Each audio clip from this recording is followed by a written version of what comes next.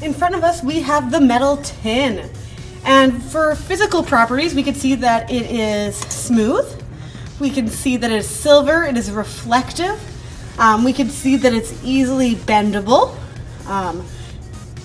What else? We can see for chemical properties, it is not reactive with the air. There's no reaction going on, but we can't tell any other chemical properties just by looking at it.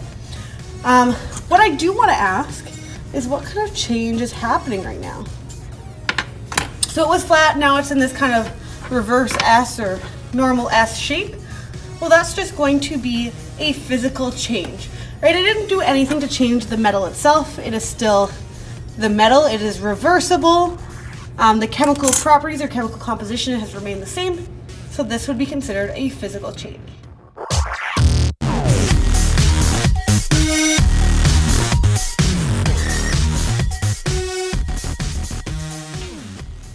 Here we have potassium iodide.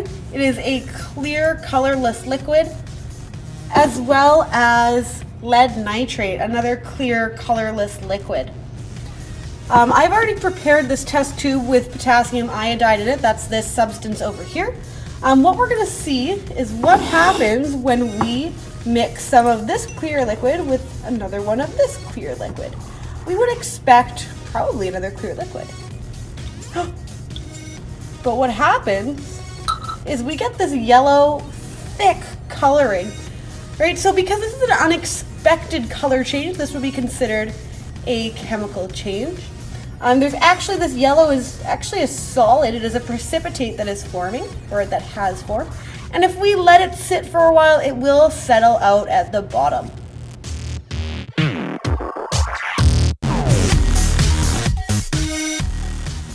Here we have a beaker of water. We could describe the physical properties of that water by saying the water itself is clear, it is colorless, it is a liquid, it is pretty thin in terms of viscosity, it flows pretty easily.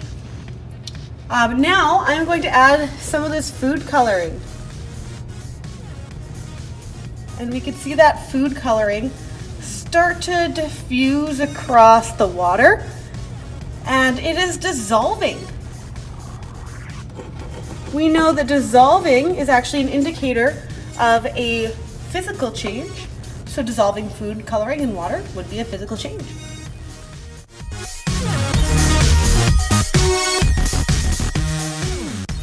This here is ammonium dichromate, and it is an orange solid.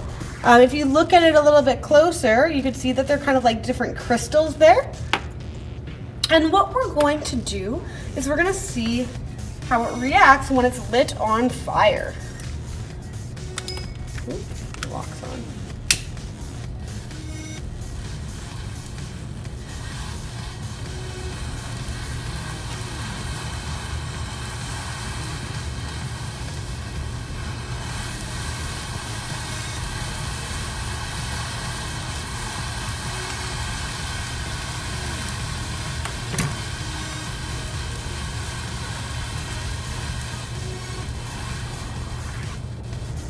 So we can see that it was in fact flammable, but if we take a closer look at what happens or what happened after, it is a green substance. It is still a solid, but the substance itself is different, both in color but also in texture than that original orange.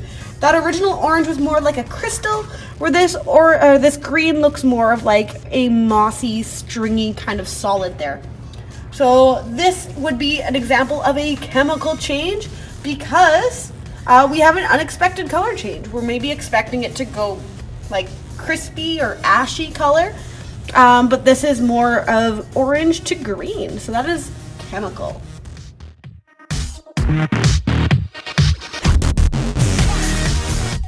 Here we have a beaker of acetone, and acetone is actually one of the main ingredients of nail polish remover. So it does have that same strong odor, as well as we have a styrofoam cup.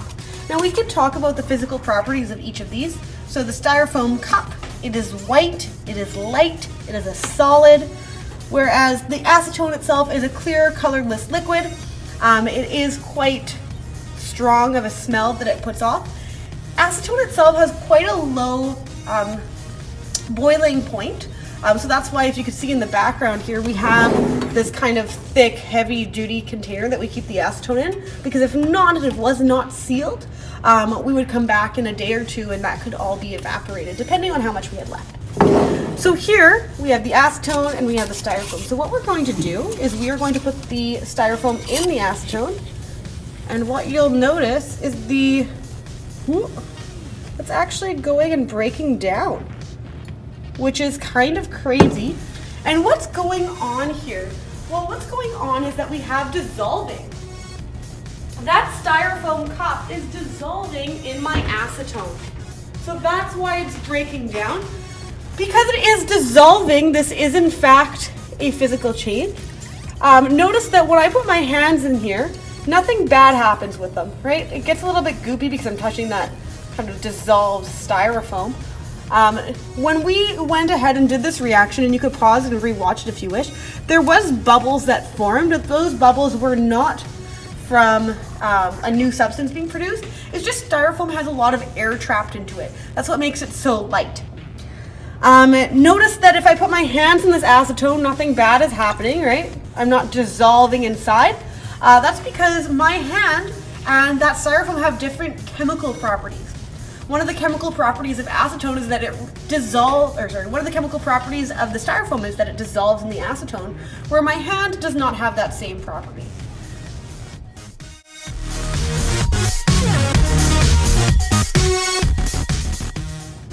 In front of us, we have potassium iodide, hydrogen peroxide, dish soap, an empty flask, and some water.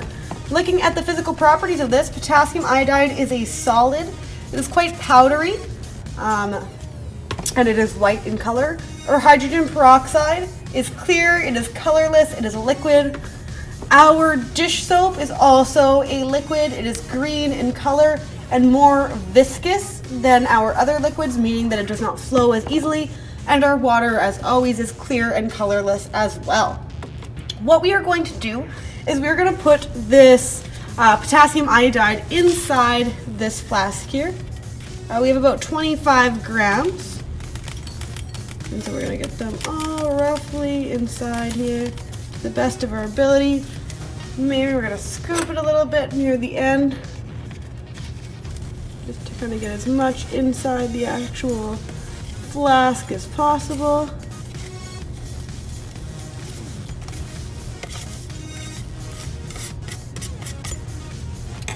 Next, we're going to add a little bit of water just to make it a little bit more liquidy.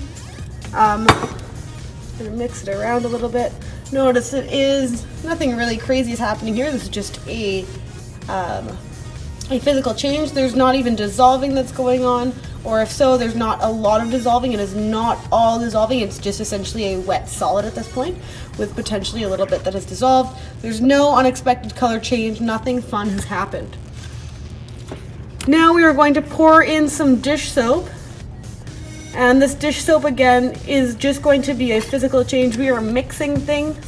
Nothing crazy is happening. Notice that there's still that kind of solid on the bottom, as well as the water and the dish soap. The dish soap and the water have dissolved in each other, but again, there's still that solid at the bottom. What we're going to do now is we're going to add about 100 milliliters of hydrogen peroxide to this concoction of dish soap, water, and potassium iodide and see what happens.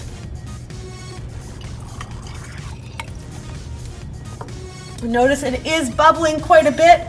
It is bubbling so much that it is overflowing our container. Thank goodness we have this backup here.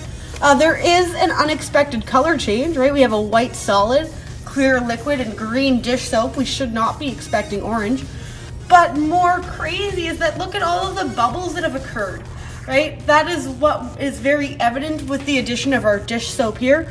All of this orangey yellow kind of concoction that is spilling out of our flask is actually our gas and the dish soap kind of creating this bubbly paste, and it is just going absolutely wild. It almost looks like lava. But this here would be an example of a chemical change. We have the production of a gas. We have an unexpected color change, and look, it is still going just like mad.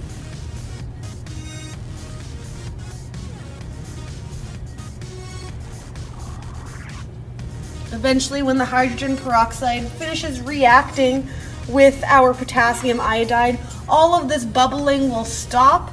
Eventually, that gas that formed will kind of escape from that dish soap and kind of settle down. But this here for sure was an example of a chemical change.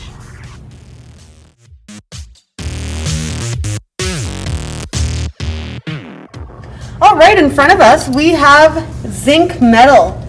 Zinc is an element, it is silver, it is shiny, it is reflective, and we're going to see what happens when we mix in hydrochloric acid. Now, hydrochloric acid is a clear, colorless liquid with relatively low viscosity, so we're going to pour some of that in and see what happens.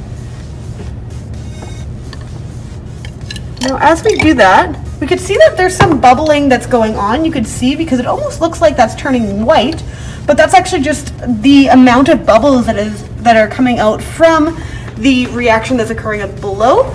We know that this must in fact be a chemical change because there is a production of a gas. Now, we don't really know what kind of gas it is, but we might think that it might be hydrogen.